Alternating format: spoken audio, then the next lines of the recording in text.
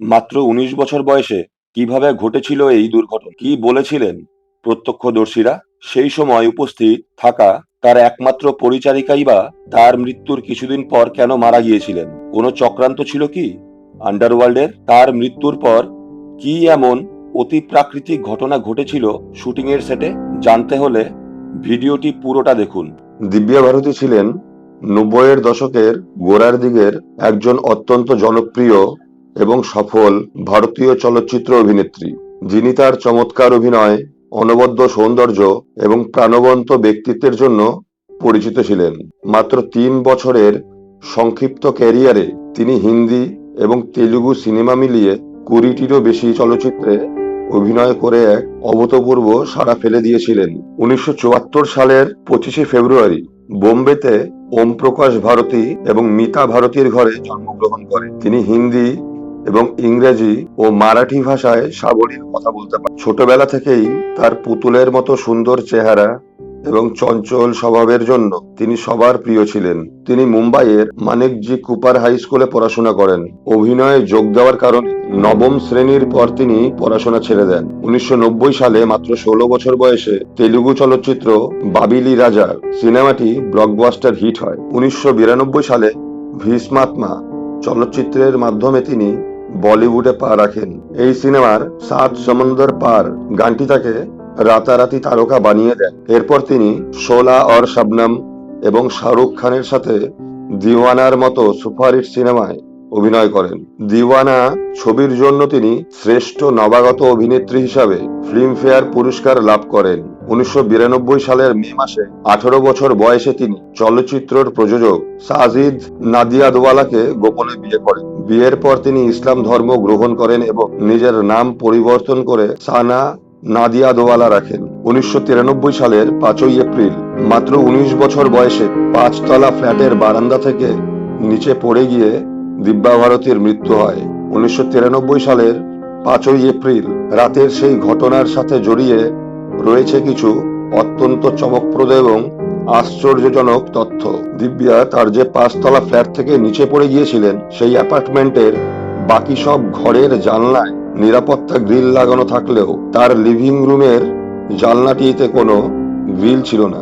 আরো আশ্চর্যকর বিষয়, সাধারণত তার বিল্ডিং এর নিচে সবসময় প্রচুর গাড়ি পার্ক করা থাকতো, কিন্তু কাকতালীয়ভাবে সেই নির্দিষ্ট রাতে একটিও গাড়ি পার্ক করা ছিল না। যদি সে সরাসরি কংক্রিটের উপর না পড়ে কোনো গাড়ির ওপর পড়তেন, তাহলে তার বাঁচার সম্ভাবনা কিছুটা হলেও বাড়ত। মৃত্যুর দিন সকালে এই দিব্যা নিজের উপার্জনে মুম্বাইয়ে এক বিলাসবহুল 4 BHK ফ্ল্যাট কেনার চুক্তি সম্পন্ন করেছিলেন। চেন্নাই থেকে শুটিং শেষ করে ফিরে নতুন ফ্ল্যাট কেনার আনন্দে তিনি দারুণ উচ্ছ্বাসিত ছিলেন। তিনি ওই রাতে একটি ছোট গেট টুগেদার বা আড্ডার আয়োজন করেছিলেন।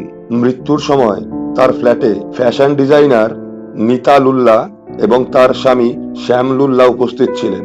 দিব্যা জানলার কার্নিশে সরু অংশে বসে ড্রয়িং রুমে থাকা বন্ধুদের সাথে কথা বলছিলেন এবং কিচেনে থাকা পরিচারিকা অমৃতার সাথেও আড্ডা দিচ্ছিলেন। তিনি বারবার নিচের দিকে ঝুঁকে দেখছিলেন তার স্বামীর গাড়ি এসেছে কিনা। ঠিক তখনই ভারসাম্য হারিয়ে তিনি উল্টে নিচে পড়ে যান। পরিচারিকা অমৃতা হয়তো এই ধাক্কা সহ্য করতে পারেননি। দিব্যার মৃত্যুর মাত্র ৩০ দিনের মাথায় হার্ট অ্যাটাকের কারণে মারা যান। ফলে ঘটনার রাতের অনেক গুরুত্বপূর্ণ তথ্য চিরদিনের মতো আড়াল হয়ে যায়। ১৯৯৩ সালের মার্চ মাসে মুম্বাইয়ে ধারাবাহিক বোমা বিস্ফোরণ ঘটে।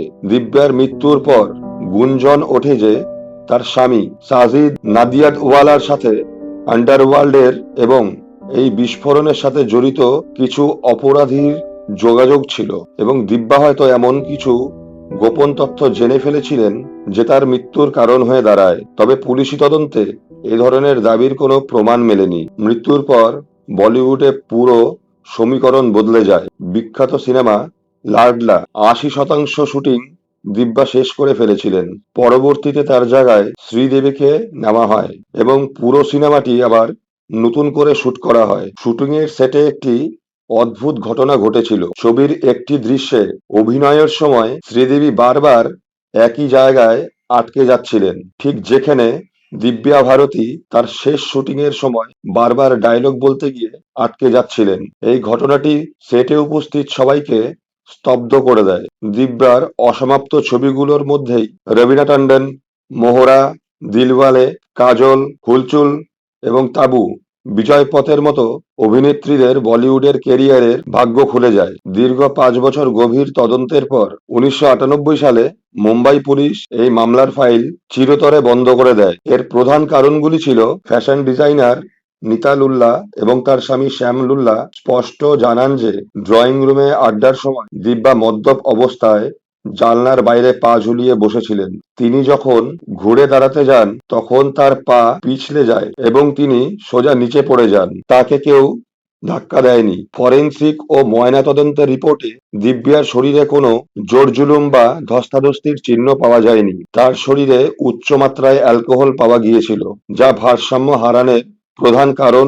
দিব্যার পিতা ওম প্রকাশ ভারতী স্পষ্ট ভাষায় সাজিদ নাদিয়াদওয়ালার ওপর ওঠা সমস্ত অভিযোগ অস্বীকার করেন। তিনি গণমাধ্যমে জানান তার মেয়ে অত্যন্ত চঞ্চল স্বভাবের ছিল এবং উচ্চতা নিয়ে তার কোনো ভয় ছিল না।